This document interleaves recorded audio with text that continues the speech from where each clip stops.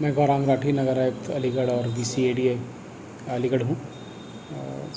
जैसा कि आपका प्रश्न था और रक्षा थी कि किस प्रकार के अभियान नगर में चलाए जा रहे हैं, चाहे वो अतिक्रमण हटाया जा रहा हो या फिर ADA की तरफ से जो ADA की भूमियाँ हैं या फिर जो गैर अधिकृत निर्माण हैं उनके संबंध में हो। तो आइडिया ये है कि चूँकि अलीगढ़ या कोई भी ऐसा पुराना शहर जहाँ पे निर्माण गैर अधिकृत हो गए हैं और उसकी वजह से आजकल लोगों को विभिन्न प्रकार की समस्याएं, चाहे वो नगर निगम की जो बेसिक सर्विसेज हैं, पेयजल, सीवरेज आदि की समस्या हो या इसके साथ साथ सड़क पे आवागमन में परेशानी की समस्या हो, इन सभी की निजात के पीछे एक मूल जो रीज़न है वो ये रहता है कि कहीं ना कहीं अवैध अतिक्रमण हुआ होता है, जिसके कारण से ये सब सुविधाओं पे एक्स्ट्रा बर्डन पड़ता है। तो इसी के तहत नगर निगम की तरफ से भी और प्राधिकरण की तरफ से भी अलग अलग और जॉइंटली दोनों तरह से अभियान चलाया जा रहा है।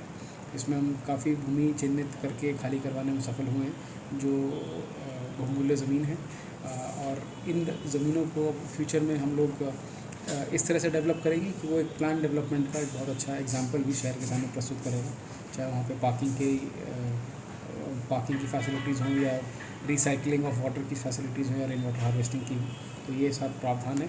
करीब 250 से 300 करोड़ की ज़मीन हम लोग अब तक ऑलरेडी रिक्लेम कर चुके हैं, दोनों अगर विभागों की अगर बात करें, और ये अभियान आगे भी जारी रहेगा। इसके अलावा स्मार्ट सिटी से भी लगातार कार्य शहर में चल रहा है और उसमें भी करीब 22 से 23 किलोमीटर की विभिन्न सड़कें डेवलप की जाएंगी, इस आशय से कि न केवल उनका सौंदर्यकरण और सुदृढ़ीकरण होगा, बल्कि साथ साथ इसमें vending zone, parking, road side parking भी डेवलप की जाएगी, ताकि जो बेसिक समस्याएं होती हैं एक किसी भी रोड प्रोफाइलिंग की, जहाँ पे पार्किंग की प्रॉपर जगह नहीं होती या फिर वेंडिंग के लिए प्रॉपर एक्सेस नहीं होता, ये भी समस्याएं साथ साथ सॉल्व हों और वो मार्केट प्लेस या रेजिडेंशियल प्लेस जहाँ पे इन रोडों का निर्माण होगा वो एक सुयोजित डेवलप्ड सिटी का एक उदाहरण प्रस्तुत करेगा।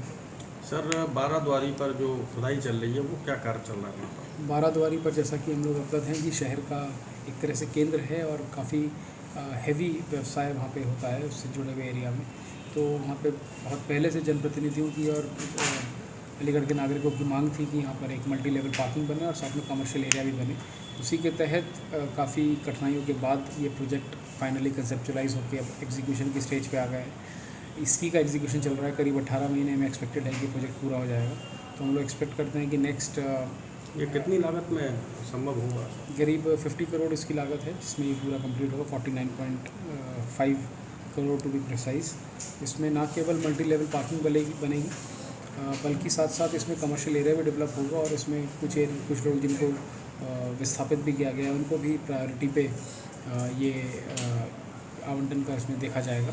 तो आइडिया ये है कि शहर के बीच में एक ऐसा सेंटर जहाँ पे ना केवल कमर्शियल एक्टिविटी हो रही है बल्कि संयोजित तरीके से हो रही है और उसकी वजह से कोई एक्स्ट्रा बर्डन ऐड ना होने की बजाय वो अपने आप में एक सोल्यूशन की तरह एक्ट कर रहा है, पार्किंग सोल्यूशन की तरह। तो ये एक इसके पीछे मंशा है और सभी लोगों ने इसको बहुत सराहा है और मुझे उम्मीद है कि ये कार्य भी समय से पहले हम लोग पूर्ण कर लेंगे। सर, लोगों का कहना है नगर निगम ऑफिस से लेकर आपके आवास तक, नगर आयुक्त के आवास तक बीच में जो डिवाइडर बनना था उसको अनावश्यक रूप से तोड़ा जा रहा है। सर, थोड़ा सा स्पष्ट कर दें।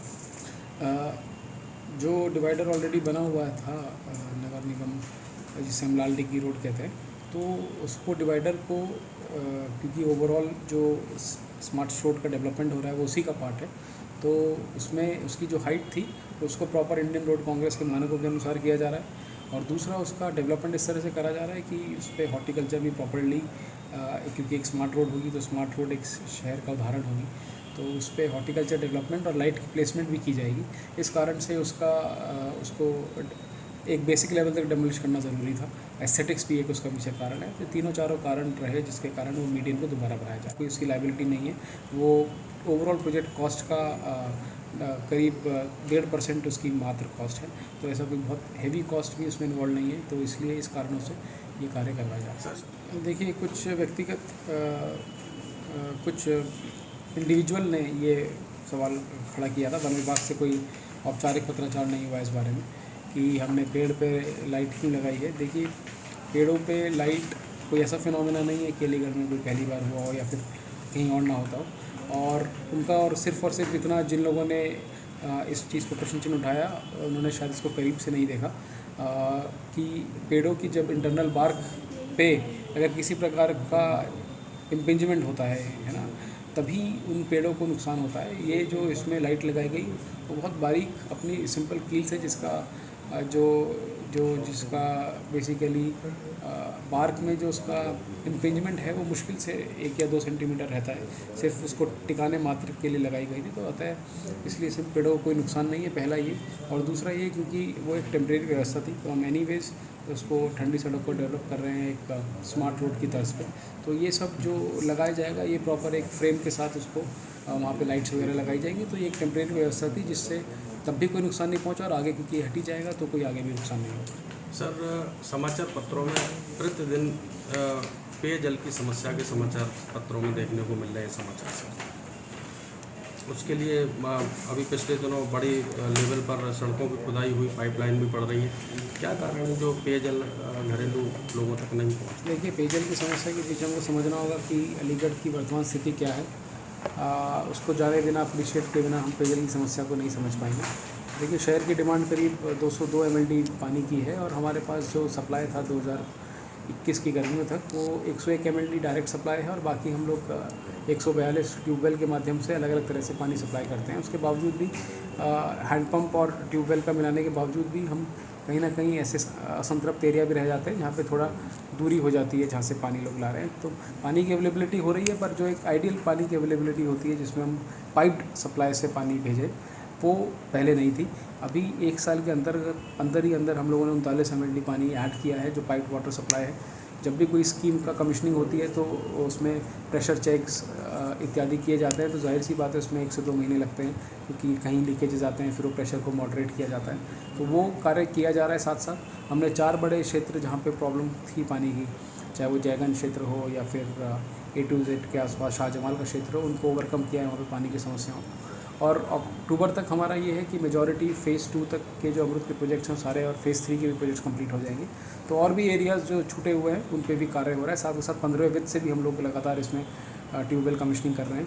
पर इसके साथ साथ हमको ये देखना पड़ेगा कि हमारे बोरिंग जो है बहुत जल्दी फेल कर रहे हैं, क्योंकि जो वाटर डिप्लीशन का रेट है वो बहुत फास्ट है, जिसका पीछे अनाधिकृत पंपिंग जो हम छोटे छोटे पंप सेट के माध्यम से कर रहे हैं, जिसको हम टुल्लू बोलते हैं आम भाषा में, और RO प्लांट्स जो हमारे लगे हैं प्राइवेट, तो इसका भी कहीं ना कहीं जो दोहन है इसको रोकना होगा। टास्क फोर्स बनाई गई है शासन की तरफ से, जिसमें माइनर इरिगेशन है उनको ये मैंडेट दिया गया है इस पर कार्रवाई करने के लिए।